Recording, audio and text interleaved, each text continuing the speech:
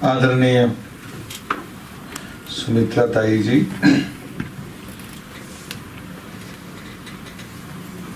और आज के मुख्य अतिथि लोकसभा के स्पीकर और कार्यक्रम के अध्यक्ष और हम सबके बहुत वरिष्ठ स्वदेशी आंदोलन के कार्यकर्ता और राष्ट्रीय सह संयोजक और इस कार्यक्रम में मुख्य अतिथि मान्यवर श्री आलोक जी और स्वदेशी जागरण मंच के राष्ट्रीय सह संयोजक श्रीमान अश्विनी महाजन जी, इस अवसर पर इस सभागार में उपस्थित प्रबुद्ध नागरिक और कई राष्ट्रवादी संगठन के प्रबुद्ध कार्यकर्ता भाइयों और बहनों,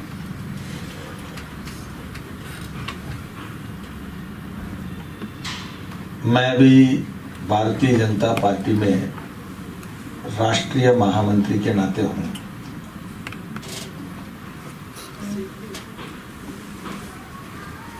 और दत्तोपंत जी के व्याख्यान के इस स्मृति के संदर्भ में आयोजित इस कार्यक्रम में बहुत सारे लोगों को बहुत सारी चीजें याद है। जब मैं स्वदेशी जागरण मंच के अश्विनी जी ने अभी बताया कि संगठक के नाते, राष्ट्रीय संयोजक के नाते उस समय क्या होता रहा, क्या हुआ, और अब भारतीय जनता पार्टी फिर से केंद्र में सत्ता में है और मैं सत्ता पार्टी के राष्ट्रीय महामंत्री के नाते मेरा दायित्व तो अभी वहां से यहाँ आ गया। तो बहुत सारे ऐसे बाहर और अंदर मुरलीधर राव क्या अनुभव कर रहे हैं, और उसमें भी जैसे आलोक जी ने कहा कि दत्तोपंत जी उनके जीवन में प्रेरक घटनाएं तो उन्होंने बोल दिया है, और उन्होंने ये भी कह दिया है कि जो वर्तमान अभी विषय है आर्थिक स्थिति के बारे में, वो मुझे ही बोलना है। और आदरणीय सुमित्रा ताई तो बोलने के लिए स्वतंत्र है, तो इसलिए आप लोगों को लग रहा होगा कि क्या बोलेंगे। तो यहाँ कैमरा भी है, उनको भी लग रहा होगा कि क्या बोलेंगे, जरा सुना जाए। मैं जब स्वदेशी में आया, आर्थिक विषय में विशेषकर जो स्थिति रही, तो मैं वहां से शुरू करता हूं कि एक कॉन्टेक्स्ट है, एक संदर्भ है ग्लोबलाइजेशन, वैश्वीकरण। वैश्वीकरण की प्रक्रिया में भी डंकल ड्राफ्ट, जो विश्व व्यापार संगठन बनाने की पूर्व स्थिति, जो ड्राफ्ट बना जिसके आधार पर चर्चाएं हुई, और उन चर्चाओं के बाद फिर उसके आधार पर विश्व व्यापार संगठन की ढांचा का निर्माण हुआ।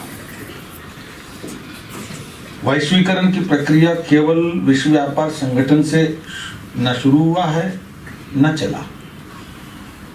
पूरे विश्व में सभी देशों में स्ट्रक्चरल रिफॉर्म्स के नाम से कई बार अमेरिका की प्रेशर हो या वर्ल्ड बैंक की डायरेक्शन में हो या आईएमएफ की डायरेक्शन में हो, जिसकी जिस समय जिस देश पर प्रभाव बन सकता था उसका उपयोग होता था और उपयोग करते थे, और उसके तहत देशों के अर्थव्यवस्था को पुनर्रचना करने का काम विश्व में होता रहा, और जिसको कई बार नाम लिबरलाइजेशन और ग्लोबलाइजेशन, प्राइवेटाइजेशन अलग अलग संदर्भ में अलग अलग बात रूप से व्याख्या करते थे। मैं जब स्वदेशी में आया, दत्तोपंत जी के साथ काम करने लगा, तो पहले जो भी मैंने अध्ययन किया उससे बहुत ज्यादा, कई बार क्या होता है कि जितनी गुरु परंपरा की अभ्यास, अध्ययन और महत्ता भारतीय जीवन में है, उतना विश्व के वाङ्मय में कभी भी आपको गुरु परंपरा की इतनी महत्ता कभी नहीं बताया। आप ज्ञानी हो सकते हो, लेकिन रियलाइज्ड सोल होने इतना तो गुरु के अनुग्रह के बगैर संभव नहीं है, ऐसा माना गया। क्योंकि बहुत सारे कठिन ऐसे विषयों को संगत में, बातचीत में उन विषयों को समझने का, समझाने का जो काम होता है वो गुरु की संगत में होता है। पुस्तकों के साथ पढ़ते हुए वो उतना आसानी से नहीं हो सकता। तो उसमें केवल अध्ययन नहीं, दत्तोपंत ठेंगड़ी जी केवल वाक्याता, रिसर्चर, थिंकर केवल नहीं थे, वो एक सामाजिक दृष्टि से देश के अंदर आंदोलन चलाने वाले एक नेता भी रहे। तो रिसर्चर या एकेडमिक पर्सन में और एक नेता में एक बहुत व्यूहात्मक अंतर होता है in speaking and in doing. एक एकेडमिक प्रोफेसर कमेंट्री करेगा, लेकिन एक leader is not just make a commentary, he make something. यानी कि वो कितना बोलना और कितना नहीं बोलना, ये भी लीडर और एकेडमिशियन में एक अंतर होता है। तो मैं बहुत याद आता है कि आर्थिक स्थितियों में people were taking it as inevitable, irreversible. These words were very prominent and prominently discussed. तो पार्लियामेंट के अंदर अब रिकॉर्ड में जाके देखिए जो चर्चा हुई थी डंकल ड्राफ्ट के बारे में, जो ग्लोबलाइजेशन के बारे में, जो एडवोकेट्स ऑफ ग्लोबलाइजेशन हैं या जो भी हैं, वो बात करते समय केवल मेरिट्स की बात नहीं करते थे। मेरिट कई बार नहीं होने पर भी कहते थे कि it is irreversible and it is indispensable and it is inevitable। इसीलिए हमारे पास कोई ऑप्शन नहीं है, ये कहते रहे। और WTO के बारे में कहते थे कि अब विश्व का जो गवर्नेंस है वो WTO से होगा। अब इसमें आपके पास कोई वो नहीं है। आपको मालूम है जो WTO की विरोध करने के लिए जो संस्थाएं बनी और देश के हितों के लिए लड़ते थे, वे भी हमारे साथ बात करने के लिए जब आते थे तो विषय को रखते थे। इंटेलेक्चुअल प्रॉपर्टी राइट्स के विषय में हो, चाहे इन्वेस्टमेंट के विषय में हो, चाहे फॉरेन डायरेक्ट इन्वेस्टमेंट के विषय में हो, जब भी होते थे तो उसमें कहते थे कि हम ये लड़ाई जीतने वाले नहीं, हम ये लड़ाई हारने वाले हैं। हम जितना बचा सकते हैं, जितना ब्रीदिंग स्पेस मिलता है, जितना टाइम मिलेगा, उसके लिए लड़ाई है। तो जो फोरम ऑफ पार्लियामेंटेरियंस के बनाए हुए हो या बहुत सारे अन्य पॉलिटिकल पार्टीज के लोग हो, तो ये सारे लोगों के साथ मेरे दत्तोपंत जी के साथ संवाद में मेरे को सहभागी होने का मौका मिला। तो मुझे हर इंसिडेंट याद है। तो ये सारांश है। अब समय तो स्पेकुलेशन है, उधर भी और इधर भी, लेकिन आज स्पेकुलेशन नहीं है। आज 1991 से 2017, इसके बाद एक आप जब विश्व को देखते हैं तो ध्यान में आता है कि WTO इनएविटेबल है, इरिवर्सिबल है, और WTO के अनुसार विश्व चलेगा।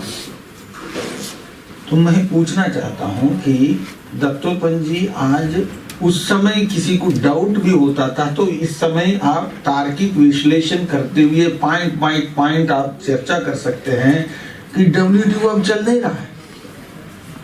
चलाने की कोशिश करते हैं तो भी वो चल नहीं रही है। नेगोशिएशंस बहुत आगे नहीं बढ़ पाए। दोहा राउंड के बाद चीजों को क्लिंच नहीं कर पाए। तो कुल मिलाकर के विश्व में जिसको स्टीम कहते हैं कि ग्लोबलाइजेशन का, वो निकल गया।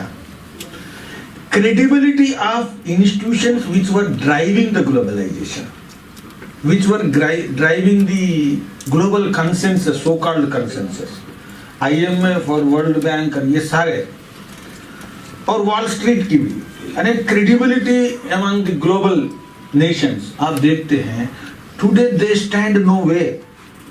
आज वर्ल्ड बैंक की वो छवि नहीं है, वो ताकत नहीं है, IMF की वो छवि नहीं है, वो ताकत नहीं है, WTO वो स्थिति में नहीं है।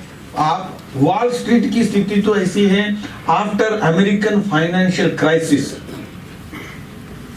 आज अमेरिका के पास ग्लोबल कंट्रीज के लिए प्रिस्क्राइब करने की मोरल अथॉरिटी नहीं बचा।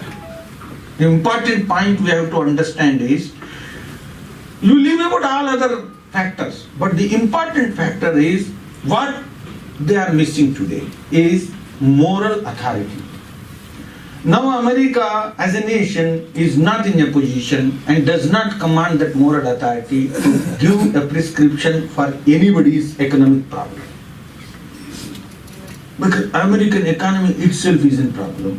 और इसलिए दत्तोपंत जी नेता थे, केवल एकेडमिक पर्सन नहीं थे, तो इसलिए उनके उसमें भाषणों में भी आप देखेंगे तो कहते थे आप दंगल में हैं, कुश्ती में हैं और एक सूमो जैसा व्यक्ति है अमेरिका, और लेकिन भारतीय पहलवान है, तो आप डटे रहो, जमीन पर डटे रहो, जमीन को पकड़ के रखो और आप उसको तकाओ।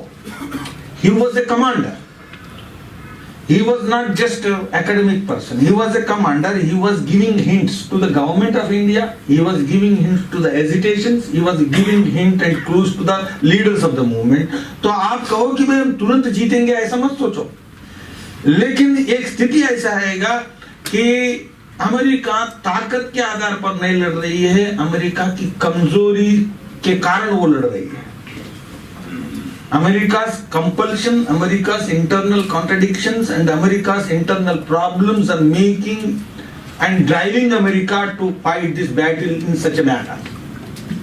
ये दत्तोपंत जी कहते रहे।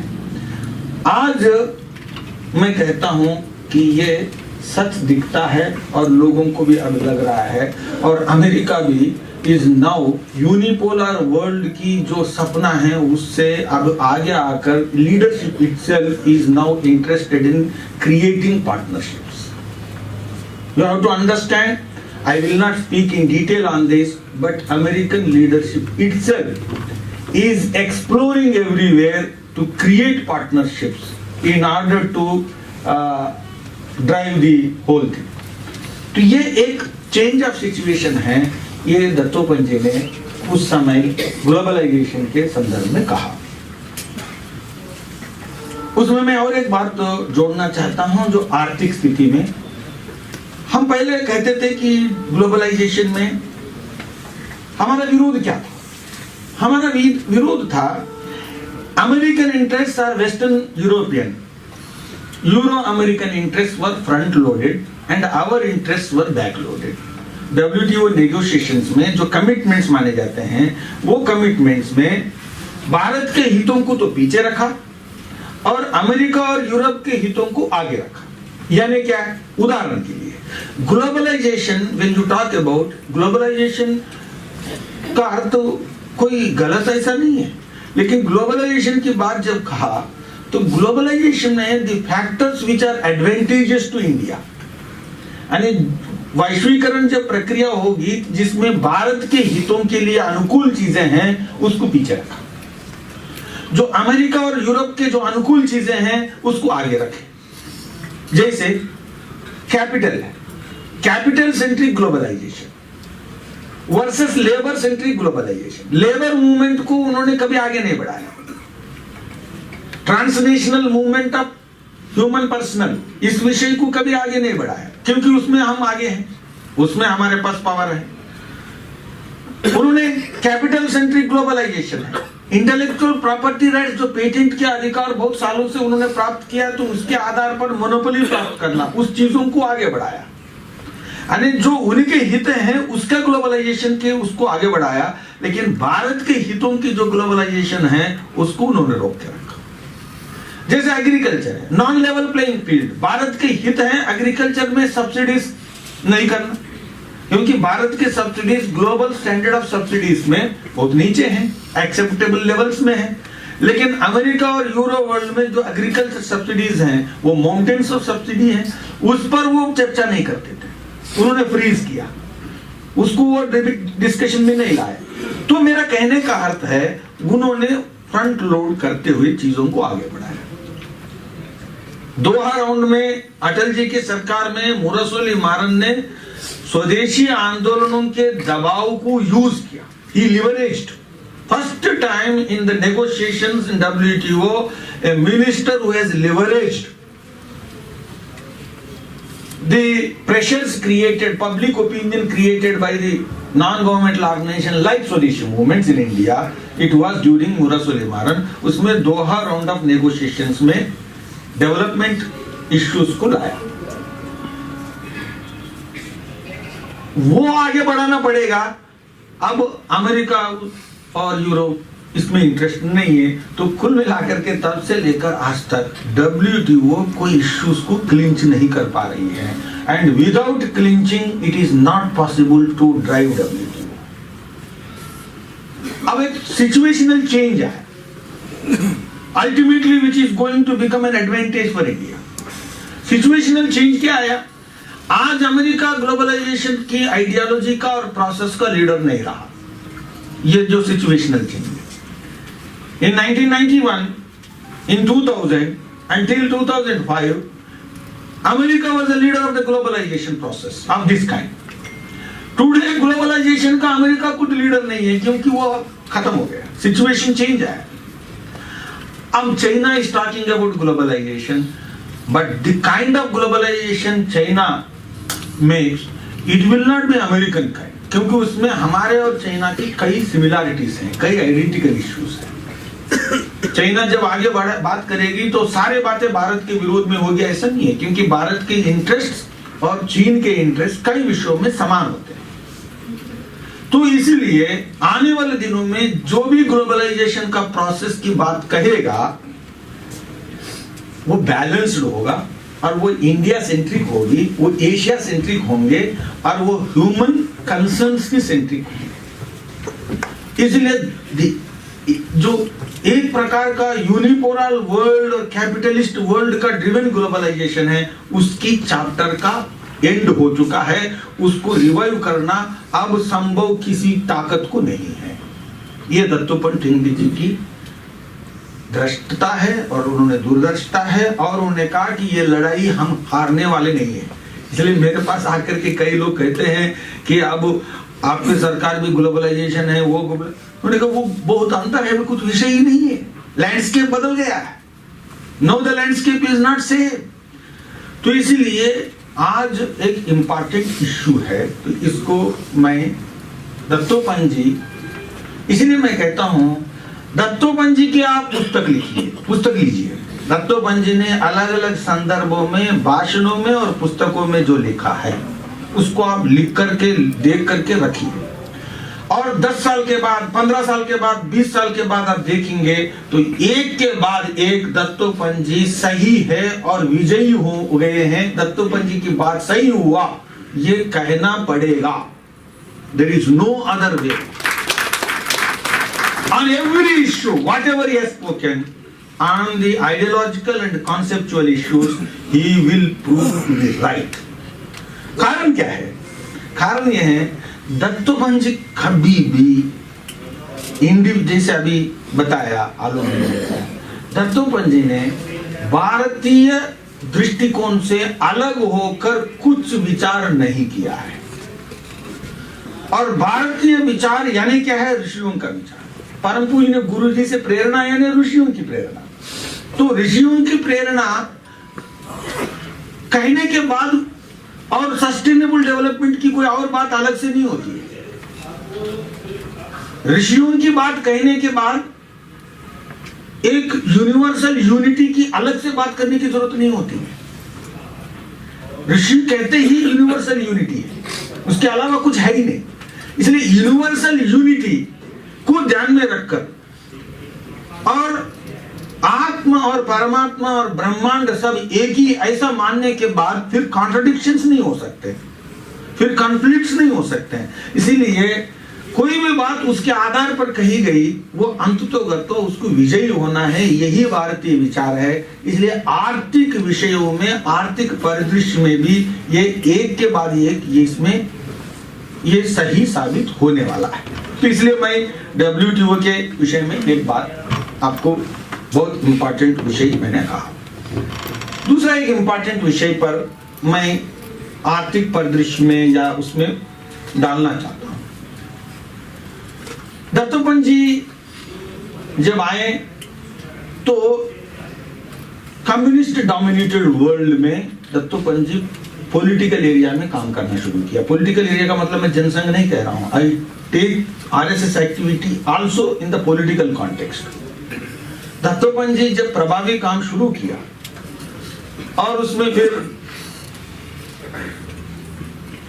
संघ, भारतीय जनसंघ और भारतीय मजदूर संघ, फिर बाद में बहुत सारे ये सब काम की आप जब करते हैं तो कम्युनिस्ट विचारधारा से प्रभावित दुनिया में उन्होंने काम किया।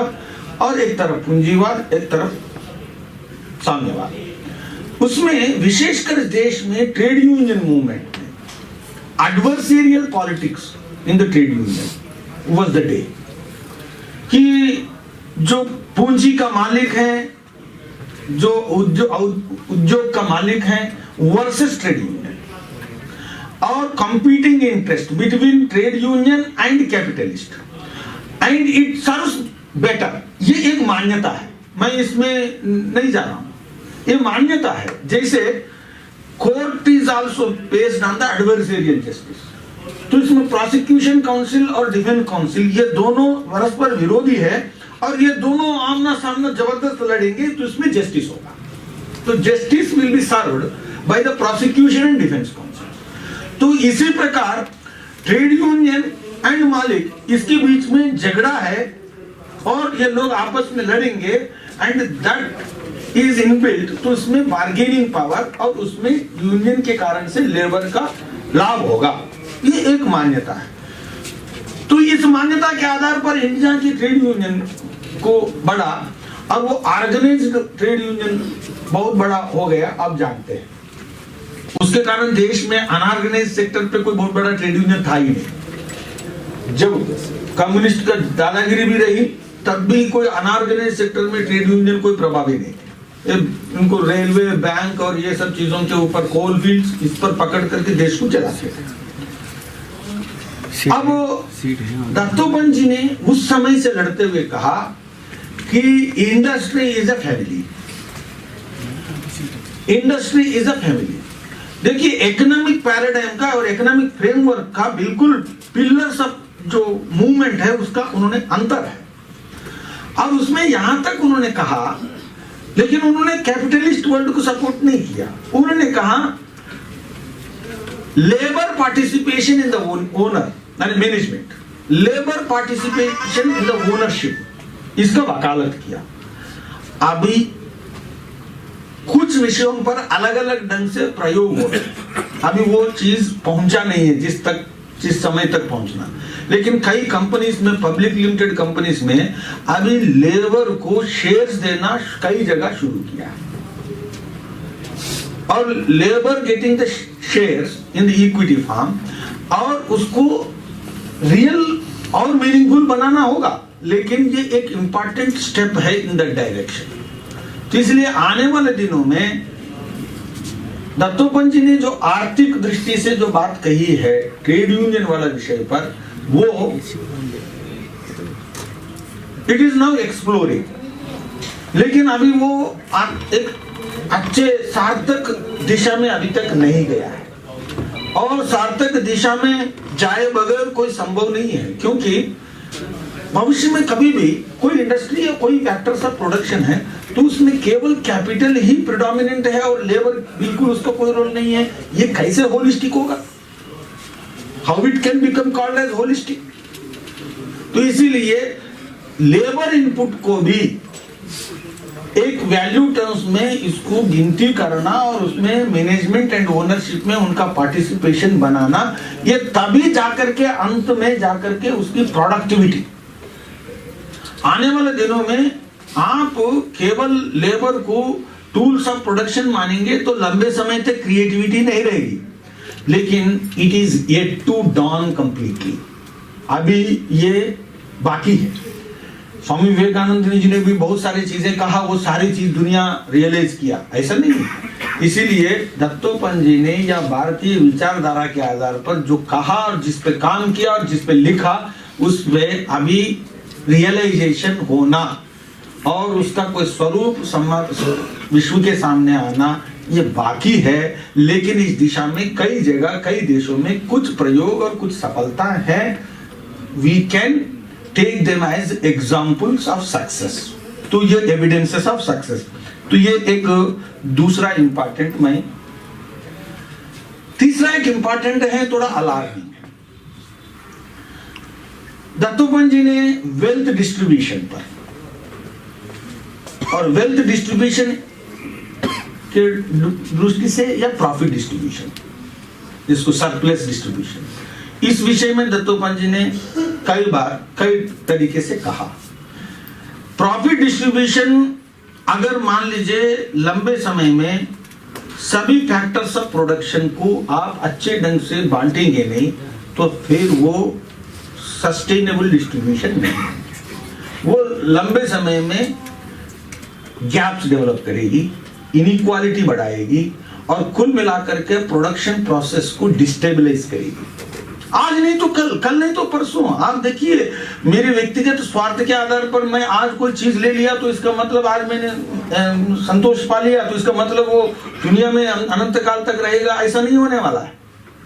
इसलिए दुनिया में अनंत काल तक होना है तो कुछ शाश्वत मूल्य है, कुछ शाश्वत तत्व है। तो उसमें wealth distribution, profit distribution, surplus distribution, ये सबसे इंपॉर्टेंट है। मार्क्स भी इस पर काम किया है और उन्होंने कुछ प्रिस्क्राइब किया जो नहीं हुआ। तो हमें कुछ सालों से आप देखते हैं तो अभी भारत का भी आया, विच इज कोई भी गवर्नमेंट चलाने वाला, राजनीति पार्टी चलाने वालों के लिए अलार्मिंग है कि post liberalised world, post fall of communist, जो ग्लोबलाइजेशन का जो वर्ल्ड है, उसमें ग्लोबल कॉन्टेक्स्ट में भी और इंडियन कॉन्टेक्स्ट में भी few people are getting more benefits. Wealth is concentrating more. और इसमें कोई आप कंपनी की सरप्लस को भी आप अध्ययन किसी भी कंपनी में, I am not going to statistics, I have everybody, it is well written, well documented, it is not a कोई बहुत जानकारी में नहीं, ऐसा नहीं है। उसमें जो गत 20 वर्षों में जो भी कंपनी प्रॉफिट अर्न किया है, उसकी प्रॉफिट में जो शेयर है वो लेबर या वर्किंग आवर्स के जो लोग लगाते हैं, जो काम करते हैं, जो एम्प्लॉयज हैं, उसकी शेयर और जो कैपिटल इक्विटी शेयर होल्डर है उसकी शेयर में बहुत अंतर है। और इस अंतर को बढ़ते बढ़ते इसके कारण बिलियनियर्स के उसके पैसा बढ़ रहा है। बिलियनियर्स की संख्या केवल नहीं बढ़ रही है, बिलियनियर्स के पास जो पैसे की तादाद है वो हर वर्ष बढ़ रहा है। और ग्लोबल लेवल पर भी ये बहुत बड़ा एक इंपॉर्टेंट अलार्मिंग डेवलपमेंट है और इंडिया में भी अलार्मिंग डेवलपमेंट। इसलिए हमें आने वाले दिनों में it is not one route of taxation, GST हो नॉन जीएसटी हो, ये एक टैक्सेशन एक रूट नहीं है। डिस्ट्रीब्यूशन ऑफ द सरप्लस, ये sustainable distribution of the surplus, इसमें लेबर को जितना मिलना चाहिए, non capitalist input, non capital input को जितना मिलना चाहिए, उतना शेयर गत कई वर्षों से पहले जो मिलता था उतना नहीं मिल रहा है। और वो लंबे समय में जाकर पॉलिटिकल मूवमेंट्स को खड़ा करेगा, उसको कोई रोक नहीं सकता। तो इसीलिए ये इक्विटेबल वर्ल्ड नहीं कह सकते। और इक्विटेबल वर्ल्ड, दत्तोपंत जी जैसे लोग किसी एक वर्ग के लिए तो जिए नहीं, किसी एक ग्रुप के लिए तो नहीं जिए। इसलिए दत्तोपंत जी के जैसे लोग, जिसको ऋषि लोग कहते हैं, विश्व में कहीं भी हो, वो मानवता के लिए है। तो मानवता के लिए जो लोग होते हैं तो वो मानवता की बात जब कहते हैं तो ये एक इम्पॉर्टेंट इश्यू है जो आज सरकारों के सामने और ग्लोबल गवर्नेंस के सामने एक मेजर चैलेंज है, ये आर्थिक परिदृश्य के नाते। और India is not exception to it. और इंडिया में भी कि गवर्नमेंट्स वेलफेयर एक्टिविटी को बढ़ाना, वेलफेयर एक्टिविटी में टैक्सेशन के थ्रू, रेवेन्यू जनरेशन के थ्रू वेलफेयर एक्टिविटीज को बढ़ाना, ये कोई तर्कसंगत और लंबे समय तक ये कोई तार्किक रूट नहीं है। ये एक वन ऑफ द वे है, लेकिन ये एम्पावरिंग है, लेकिन ये नहीं है अपने आप में। इक्विटेबल डिस्ट्रीब्यूशन की जो अन्य तरीके हैं उसमें उनकी भागीदारी और उनके सहज भागीदारी ये बढ़ाना और इससे इनइक्वालिटी को कम करना, इस विषय में जो दत्तोपंत जी ने कहा है वो रास्ते अभी भी सरकारों को खोजना पड़ेगा, आगे बढ़ाना पड़ेगा। और वो ग्लोबल लेवल पर भी और नेशनल लेवल पर भी और लोकल लेवल पर भी ये आने वाले दिनों की एक दिशा होगी। और ये दत्तोपंत जी ने बात कहा। एक बात मैं, दो चीज मैं और कहता हूं। दत्तोपंत जी ने जो मौलिक बात कहा वो वेदों की है, वेदों की आधार पर जो इकोनॉमिक्स है। देखिए, हम कुल मिलाकर के अभी ये बहुत सारी चीजें समझ में भी लोगों को नहीं आएगा और बहुत सारे लोग मानेंगे भी नहीं। अभी उसके लिए हर समाज और समय के लिए एक समय की जरूरत होती है। समय से पहले कुछ बात करेंगे तो फिर उनको समझ में भी नहीं आएगा। आज हम दुनिया में और देश में इकोनॉमिक्स ऑफ स्केर्सिटी इसमें जी रहे हैं, हम इकोनॉमिक्स ऑफ प्रॉस्पेरिटी में नहीं। What is the difference between economics of scarcity and economics of prosperity? वेदों में क्या कहा? वेदों में कहा कि भाई दूध बहते हैं, गंगा बहती है, क्या बहती है, तो ऐसा बहने वाली इकोनॉमी तो इकोनॉमी ऑफ स्केर्सिटी नहीं हो सकती है। तो इकोनॉमी ऑफ स्केर्सिटी में क्या आपका पैरामीटर ऑफ टेस्टिंग क्या है? तो हिंदू इकोनॉमिक्स में बोकरेज ने भी लिखा और आपको उसमें समझ में आएगा कि देखिए, प्राइसेस नीचे जाएंगे, if prices continuously fall then you call it as economics of prosperity. महंगाई हर समय बढ़ती जाएगी तो महंगाई बढ़ने वाले इकोनॉमी कैसे प्रॉस्परस माना जाए? और महंगाई आप कल्पना नहीं कर सकते हैं कि प्राइसेस कम हो जाए, तो प्राइसेस कम होते हैं तो बैंक कैसे कहां रहेंगे? प्राइसेस कम हो जाएंगे तो बैंक कहां रहेंगे? बैंक नहीं रहेंगे तो फिर क्या रहेगा? तो ये सारी बातें आज कहेंगे तो इस दुनिया में समझ में नहीं आएगा। इसीलिए भाई प्राइसेस फॉल होंगे और इंटरेस्ट रेट्स डाउन होंगे तो फिर ताला दरवाजे पर नहीं लगेगा। एक बड़ी इंपॉर्टेंट बात ध्यान रखिए भाई, दरवाजे स्कैर्सिटी रहेगी और दरवाजे पर ताला नहीं रहेगा, ये कभी दुनिया में हो सकता है? क्या एथिक्स की बात करो, कुछ भी एथिक्स कर लो, केवल लोगों को हम मोरालिटी एथिक्स समझाएंगे, एथिक्स ना होने के कारण ताला टूट रहे हैं, ये कोई ऐसी बात नहीं है। प्रॉस्पेरिटी रहेगी तो चोरी करने की जरूरत नहीं है, तो ताला की जरूरत नहीं है। जब तक आपको प्रॉस्पेरिटी नहीं रहेगी, स्केर्सिटी रहेगी, भुखमरी रहेगी और भीख मांगने वाला रहेंगे और ताला टूटेगा नहीं, ये कई दुनिया ऐसा हो ही नहीं सकता। तो इसीलिए वेदास ने जो कहा, और हिंदू इकोनॉमिक्स को आप लोग पढ़िए और उसमें इंट्रोडक्शन को आप पढ़िए दत्तोपंत जी का, तो इसमें प्राइसेस फॉलिंग डाउन एक पैरामीटर है, इसमें बहुत सारी चीजें हैं। तो इसलिए इकोनॉमिक्स ऑफ प्रॉस्पेरिटी, तो इंडिया आने वाले दिनों में जिसको भारत कहते हैं, भारत की जो तत्व कहते हैं, भारत की जो आर्थिक दृष्टि कहते हैं, वो क्या है? तो इकोनॉमिक्स ऑफ प्रॉस्पेरिटी। तो मैं आज भारतीय जनता पार्टी के जनरल सेक्रेटरी के नाते बीजेपी के अंदर पॉलिसी के समय में ये बात करूंगा तो समय नहीं है, ये समय नहीं है और ये समय पे बात करने वाला विषय नहीं है। इसलिए दत्तोपंत जी बीजेपी में नहीं रहे, इसलिए दत्तोपंत जी को कोई बाध्यता नहीं रही। परेशानी दूसरों की थी, उनको कोई परेशानी नहीं था क्योंकि उनको बीजेपी में रहना ही नहीं था। तो इसलिए वो लिख सके और बोल सके। और ऋषि को कोई बाध्यता नहीं है, ऋषि को कोई कंपल्शन नहीं है। तो इसलिए मैं अंत में एक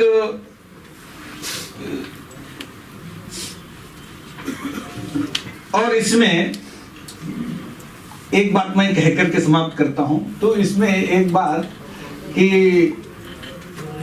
दत्तोपंत जी ने एक बार, हम कहीं टहलते रहे, मैंने आपको बताया ना गुरु के साथ जब जाते हो पुस्तकों से कुछ नहीं मिलता है तो कुछ बातों से मिलता है।